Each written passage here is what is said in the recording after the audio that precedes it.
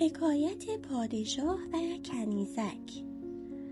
پادشاه قدرتمند و توانایی روزی برای شکار با درباریان خود به صحرا رفت. در راه کنیزک زیبایی دید و عاشق او شد. پول فراوان داد و دخترک را از اربابش خرید. پس از مدتی که با کنیزک بود، کنیزک بیمار شد و شاه بسیار غمناک گردید. از سراسر کشور پزشکان ماهر را برای درمان او به دربار فراخواند و گفت جان من به جان این کنیزک وابسته است. اگر او درمان نشود من هم خواهم مرد. هر کس جان مرا درمان کند طلا و مروارید فراوان به او میدهم. پزشکان گفتند ما جانبازی میکنیم و با هم فکری و مشاوره او را حتما درمان میکنیم. هر یک از ما یک مسیح شفا دهنده است. پزشکان به دانش خود مغرور بودند و یادی از خدا نکردند. خدا هم عجز و ناتوانی آنها را به ایشان نشان داد. پزشکان هر چه کردند فایده نداشت. دخترک از شدت بیماری مثل موی باریک و لاغر شده بود. شاه یک سره گریه می کرد. داروها جواب معکوس می دادند.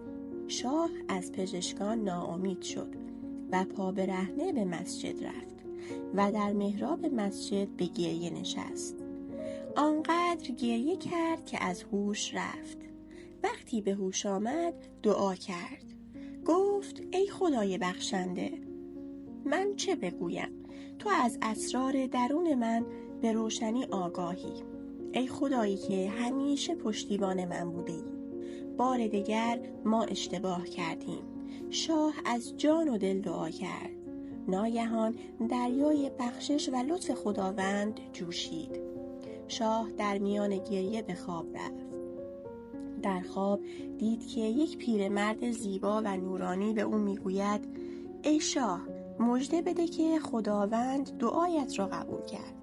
فردا مرد ناشناسی به دربار می آید. او پزشک دانایی است. درمان هر دردی را می داند. صادق است و قدرت خداوند در روح اوست. منتظر او باش.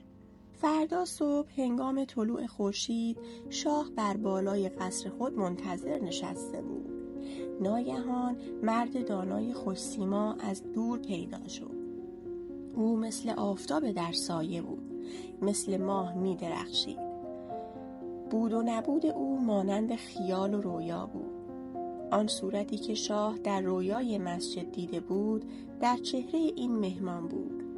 شاه به استقبال او رفت. اگرچه آن مرد غیبی را ندیده بود اما بسیار آشنا به نظر می آمد. گویی سالها با هم آشنا بودند و جانشان یکی بوده. شاه از شادی در پوست خود نمی گنجید. گفت ای مرد، محبوب حقیقی من تو بوده ای، نه کنیزک. کنیزک ابزار رسیدن من به تو بوده.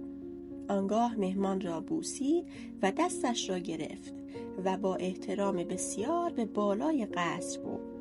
پس از صرف غذا و رفع خستگی راه، شاه پزشک را پیش کنیزک برد و قصه بیماری او را گفت. حکیم دخترک را معاینه کرد و آزمایش‌های لازم را انجام داد و گفت همه داروهای آن پزشکان بیفایده بوده و حال مریض تو را بدتر کرده. آنها از حال دختر بیخبر بودند و معالجه تن می‌کردند. حکیم بیماری دخترک را کشف کرد اما به شاه نگفت. او فهمید دختر بیمار دل است. تنش خوش است و گرفتار دل. عاشق است. درد عاشق را فقط خدا می‌داند. حکیم به شاه گفت خانه را خلوت کن. همه بیرون بروند. حتی خود شاه. من می‌خواهم از این دخترک چیزهایی بپرسم. همه رفتند. حکیم ماند و دخترک. حکیم آرام آرام از دختر پرسید شهر تو کجاست؟ دوستان و خویشان تو چه کسانی هستند؟ پزشک نبض دختر را گرفته بود و میپرسید و دختر نیز جواب میداد. از شهرها و مردمان مختلف پرسید. از بزرگان شهرها پرسید. نبض آرام بود تا به شهر سمرقند رسید. ناگهان نبض دختر تند شد و صورتش سرخ. حکیم از محله‌های شهر سمرقند پرسید. نام کوچه ها. اما نام یک کوچه نبض را شدیدتر کرد. حکیم فهمید که دخترک با این کوچه دلبستگی خاصی دارد. پرسید و پرسید تا به نام جوان زرگر در آن کوچه رسید. رنگ دختر زرد شد. حکیم گفت بیماریت را شناختم. به زودی تو را درمان می کنم. این راز را با کسی نگو. راز مانند دانه است. اگر راز را در دل حفظ کنی، مانند دانه از خاک بیرون می روید و سبز و درخت می شود. حکیم پیش شاه آمد و شاه را از کار دختر آگاه کرد و گفت چاره درد دختر آن است که جوان زرگر را از سمرقند به اینجا بیاوری و با زر و پول او را فریب دهی تا دختر از دیدن او بهتر شود. شاه 2 نفر دانای کاردان را به دنبال زرگر فرستاد. آن 2 زرگر را یافتند، او را ستودند و گفتند که شهرت و استادی تو در همه جا پخش شده. شاهنشاه ما تو را برای زرگری و خزانه‌داری انتخاب کرده است. این هدیه‌ها و طلاها را برایت فرستاده و از تو دعوت کرده تا به دربار بیایی. در آنجا بیش از این خواهی دید. زرگر جوان گول مال و زر را خورد و شهر و خانواده‌اش را رها کرد. شادمان به راه افتاد. او نمی‌دانست که شاه می‌خواهد او را بکشد. سوار اسب تیز پای شد و به سمت دربار به راه افتاد.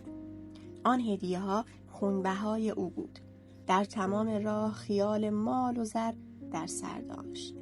وقتی به دربار رسیدند، حکیم او را به گرمی استقبال کرد و پیش شاه برد.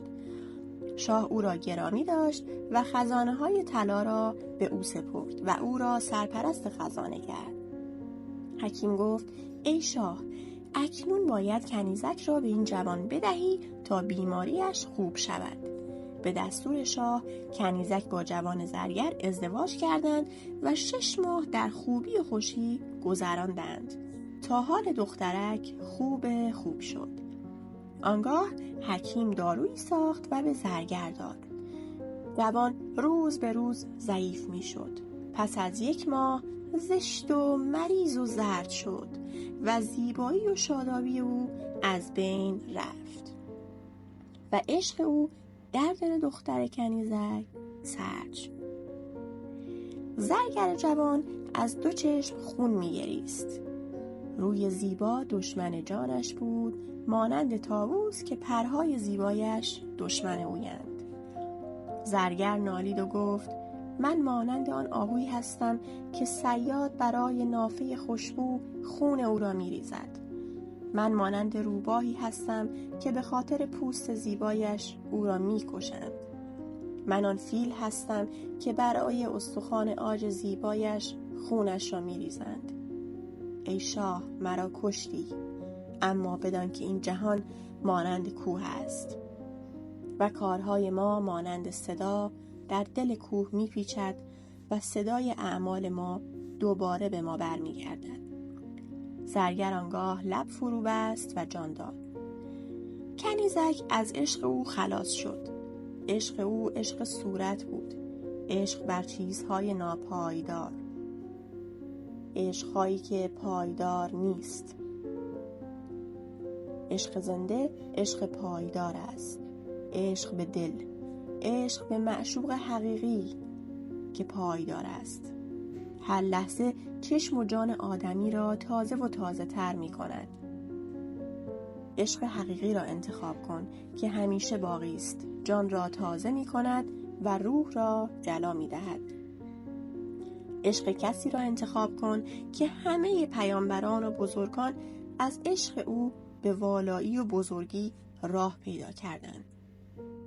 و مگو که ما را به درگاه حقیقت راه نیست. در نزد کریمان و بخشندگان بزرگ کارها دشوار نیست. روز و روزگار خوش.